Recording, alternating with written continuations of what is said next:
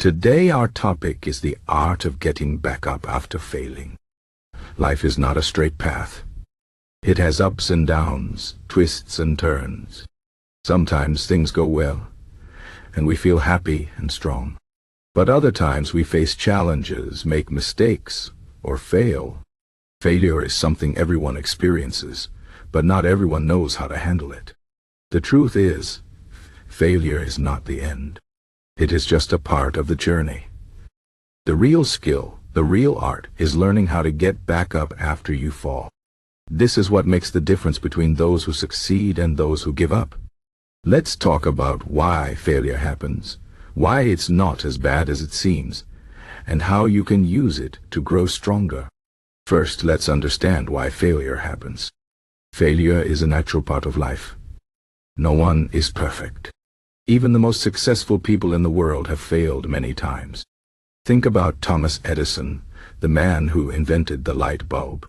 He failed thousands of times before he succeeded. But he didn't see those failures as the end.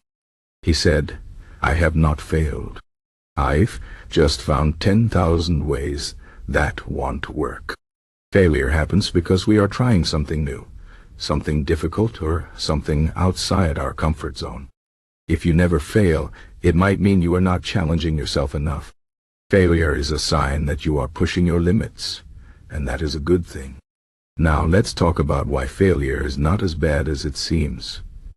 Many people are afraid of failure.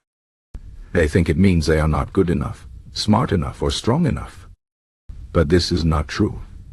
Failure is not a reflection of your worth as a person.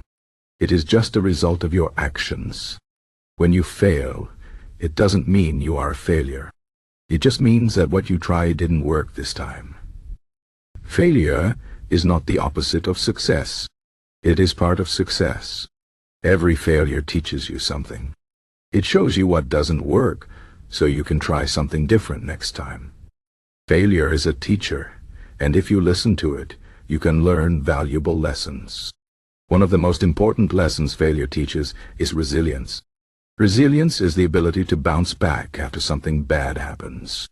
It is the ability to keep going even when things are hard. Resilience is like a muscle. The more you use it, the stronger it gets. When you fail and get back up, you are building your resilience. You are showing yourself that you can handle challenges and that you won't give up.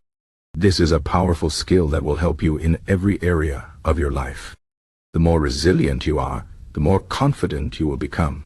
You will know that no matter what happens, you can handle it. Another lesson failure teaches is humility. Humility is the ability to admit that you don't know everything and that you can make mistakes.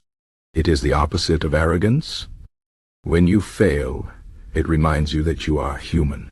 It keeps you grounded and helps you stay open to learning. Humility is important because it allows you to grow. If you think you already know everything, you won't be open to new ideas or new ways of doing things. Failure reminds you to stay humble and to keep learning. Now, let's talk about how to get back up after failing. The first step is to accept what happened. Don't try to ignore your failure or pretend it didn't happen. Acknowledge it. Say to yourself, "Yes, I failed. It didn't work out the way I wanted." This is important because you can't move forward if you are stuck in denial. Acceptance is the first step toward healing and growth. Once you accept what happened, you can start to learn from it. The next step is to analyze your failure. Ask yourself, what went wrong? What could I have done differently? Be honest with yourself, but don't be too hard on yourself. The goal is not to blame yourself, but to understand what happened so you can do better next time.